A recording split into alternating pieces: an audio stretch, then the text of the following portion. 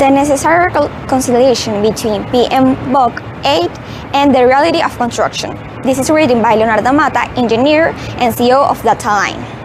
First, the methodological challenge and the evolution of the standard. The 2025 release of PMBOK 8th edition focuses on principles and value delivery. This version acts as a necessary correction to the 8th edition, which is proved impractical for the construction sector due to its lack of rigorous structure. Leonardo Mata's 2026 book identifies the strength of the PMBOK 8 under the premise of tailoring, this is adaptability, and integrates them with the procedural solidity of the 6th edition, aligned with ISO 21500. The goal is to close the historical gap in construction management by using BIM methodology and the artificial intelligence as the primary pillars of project control, applying only what is technical and contractually compatible with the industry. Formulation, project and construction, a critical differentiation. A common error in management is failing to distinguish between the formulation design phase and the construction phase. The delivery of value is achieved through VDC, this is Virtual Design Construction, ensuring high LOD, these are levels of development, and information integrity with a common data environment. This approach sets the stage for a future PMBOK construction extension. Then we have the optimization of sequentiality. This is Lean construction and last planner systems. Within this predictive framework, agility in construction is defined through Lean construction and the last planner systems. This is LPS. Unlike classic EAT agility, these methodologies center on the optimization of flow and sequentiality.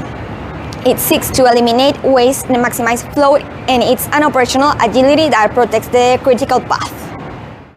Differentiation of approaches in the life cycle. Achieving value through hybrid management is reached by clearly differentiating where to apply each approach. We have agility in information management. This is adaptive.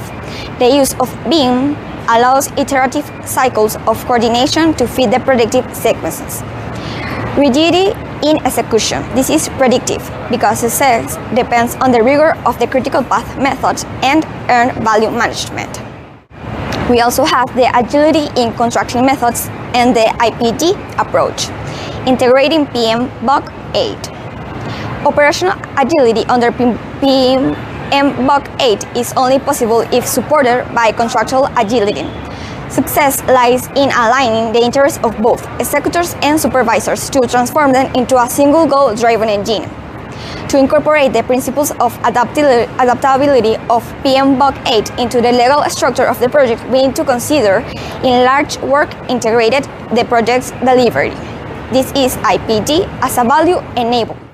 This is because it has a multi-party agreement that links the owner, fostering total collaboration. It has shared risk and rewards aligned with the team performance domain, and financial transparency. These are called open books. This allows proactive management where DataLaing's AI can audit the financial health of the contract in real time. By integrating the builder's expertise during the design phase, the project optimizes constructability and significantly reduces the uncertainty domain of PMBOK 8. The need for a dynamic administrative legislation preparing the delivery of value. For collaborative models like IPD to succeed, the legal framework must evolve toward administrative agility. Current rigid bureaucracy often penalizes innovation. Therefore, modern legislation must adapt to support the predictive nature of construction through three key pillars. These are: first, the selection by quality and technical value, overcoming the limitations of awarding only to the lowest price, this allowing the selection of contractors for their proven experience and real technical capability to fulfill the plan. We then have the fluidity in payments by milestones, implementing a mechanism that ensures cash flow through payments for completed value milestones, preventing administrative rigidity from stopping the predictive rhythm of execution. We also have the legal security for the digital model BIM. This gives full legal validity to BIM models by establishing the digital model as the single source of truth. Discrepancies are minimized and claims are significantly reduced. So now we are talking about this new paradigm. The PMBOK must adapt to construction. It is imperative to reverse the methodological hierarchy.